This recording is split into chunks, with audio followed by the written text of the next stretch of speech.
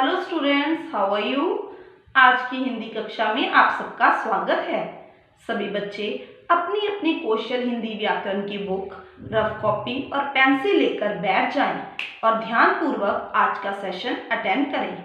बच्चों, हमारा आज का टॉपिक है लिंग।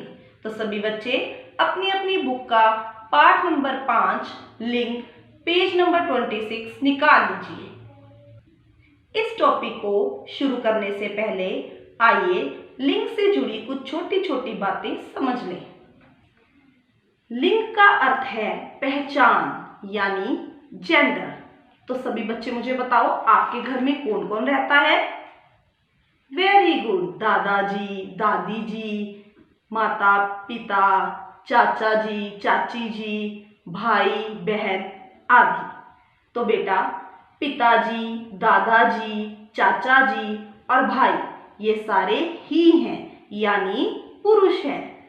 माताजी, दादी जी, चाची जी और बहन यह सारे शी हैं यानी स्त्री जाति के हैं। अब हम कुछ उदाहरणों से इन्हें विस्तार से जानते हैं। पहली तस्वीर किसकी है? दादाजी की। दादाजी क्या है? ही यानी पुरुष। दादी जी, दादी जी क्या है? शी यानी स्त्री। लड़का, लड़का क्या है? ही यानी पुरुष। लड़की, लड़की क्या है? शी यानी स्त्री। तो चलिए सबसे पहले पुरुष और स्त्री के स्पेलिंग डिस्कस करते हैं। पुरुष, प को छोटा ऊ, र को ऊ, श, पुरुष। स्त्री, आधा स, त्र को बड़ी ई, स्त्री। तो चलिए बेटा, आप अपनी अपनी रफ कॉपी पर इन दोनों के स्पेलिंग लिख लीजिए। तो चलिए बुक पर दिए गए कुछ उदाहरण पढ़ते हैं। पहली तस्वीर में क्या दिया गया है? माताजी। तो माताजी क्या है? शी यानी स्त्री। पिताजी, पिताजी क्या है? ही यानी पुरुष। लड़का, लड़का क्या है? ही यानी पुरुष। लड़की, लड़की क्या है? शी यानी स्त्री। तो चलिए अब इसकी परिभाषा पढ़ते हैं।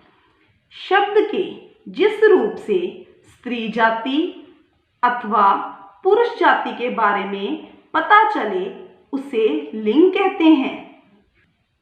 लिंग के भेद।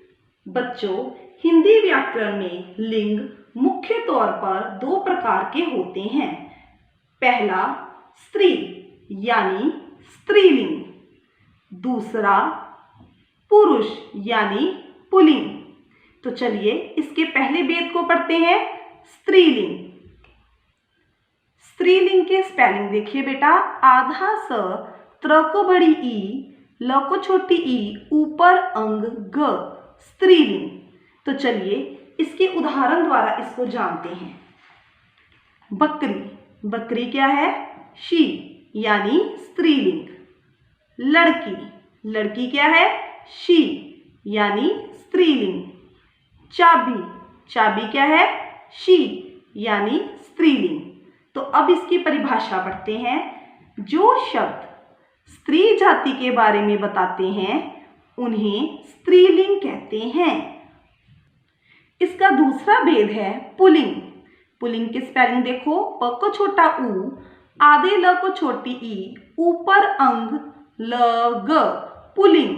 तो चलिए इसको उदाहरण द्वारा जानते हैं। बकरा, तो बेटा बकरा क्या है? ही यानी पुल्लिंग। लड़का, ही यानी पुल्लिंग।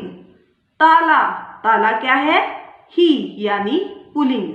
तो चलिए अब इसकी परिभाषा पढ़ते हैं।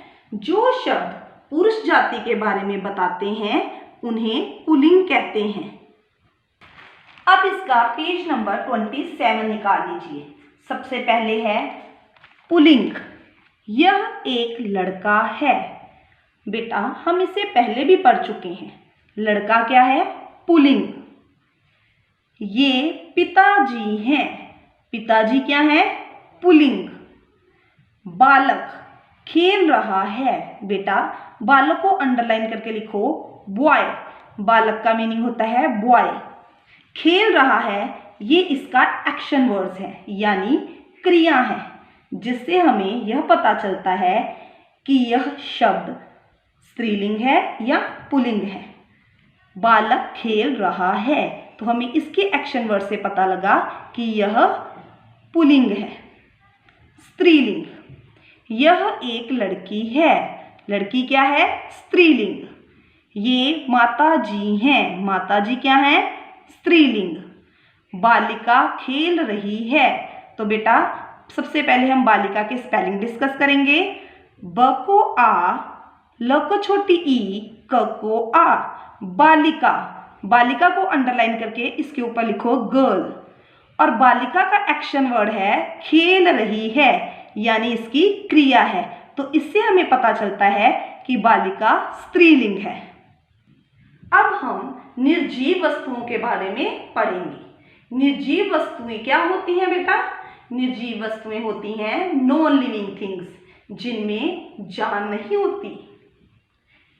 तो बेटा निर्जीव वस्तुओं को अंडरलाइन करो और उसके ऊपर लिखो नॉन लिविंग थिंग्स। निर्जीव वस्तुओं के पुल्लिंग नर यानी पुरुष यानी ही। नर को अंडरलाइन करके इसके ऊपर लिखो ही। तथा स्त्रीलिंग यानी स्त्री, और इसका मतलब होता है शी। माधा को अंडरलाइन करके लिखो शी। वर्ग, कुछ जानवरों के नाम भी होते हैं जिनके आगे नर व मादा लगता है। जैसे मछली। मछली पुरुष है या स्त्री? ये जानने के लिए बेटा आप बताइए, मछली का लिंग मछला होता है? वेरी गुड, नहीं। तो हमें कैसे लिखेंगे कि मछली नर है या मादा? तो बेटा पुल्लिंग में मछली को हम लिखते हैं नर मछली, स्त्रीलिंग में हम लिखते हैं मादा मछली। ऐसे कुछ जानवरों के नाम भी होते हैं जिनके पुल्लिंग व स्त्रीलिंग जानने के लिए हम उनके आगे नर और मादा लगाते हैं। निर्जीव वस्तुओं यानी कि नॉन लिविंग थिंग्स में भी पुल्लिंग और स्त्रीलिंग होता है। जैसे बेटा आप अपने आसपास देखो, आप इस पर बैठे हैं, आप कुर्सी पर बैठे हैं, आप बेड पर बैठे हैं। कुर्सी और बेड नॉन लिविंग थिंग्स हैं, यानी निर्जीव थिंग्स हैं, यानी इनमें जान नहीं होती। तो चलिए आइए इसके कुछ उदाहरण देखते हैं। जैसे कुछ निर्जीव वस्तुएं ऐसी होती हैं जिन्हें जानने के लिए कि वह पुल्लिंग है या स्त्रीलिंग हम वाक्य बना लेते हैं। तो चलो देखो, पहला उदाहरण है गिलास टूट गया। टूट गया क्या है बेटा? टूट गया इसके एक्शन वर्ड है, मतलब क्रिया है, जो मैं आपको पहले बता चुकी हूँ। और गिलास नॉन लिविंग थिंग है, तो गया से हमें पता लगता है कि गिलास पुल्लिंग है। ताला खुल गया, खुल गया इसकी क्रिया है, और गया से पता लगता है कि यह पुल्लिंग है। चाबी गिर गई, गई के पीछे बड़ी ई की मात्रा आती है, तो इससे हमें पता चलता है कि चाबी स्त्रीलिंग है। कमीज उड़ गई, उड़ गई क्रिया शब्द है, इसलिए हमें इससे पता चलता है कि कमीज भी स्त्रीलिंग है। आइए बुक में से पुल्लिंग और स्त्रीलिंग के कुछ उदाहरण पढ़ते हैं जो कि निर्जीव वस्तुओं के हैं। पेन, ये पुल्लिंग है। गिलास, ये भी पुल्लिंग है। ताला, ये भी पुल्लिंग है। स्त्रीलिंग, किताब, यह स्त्रीलिंग है। कमीज, ये भी स्त्रीलिंग है। चाबी, यह भी स्त्रीलिंग है।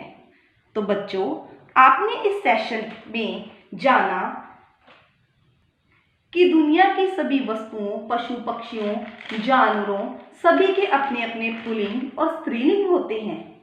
तो सभी बच्चों ने इस टॉपिक को अच्छी तरह से पढ़ना है, रिवाइज करना है, और अगली कक्षा में हम फिर मिलेंगे। तब तक के लिए गुड बाय।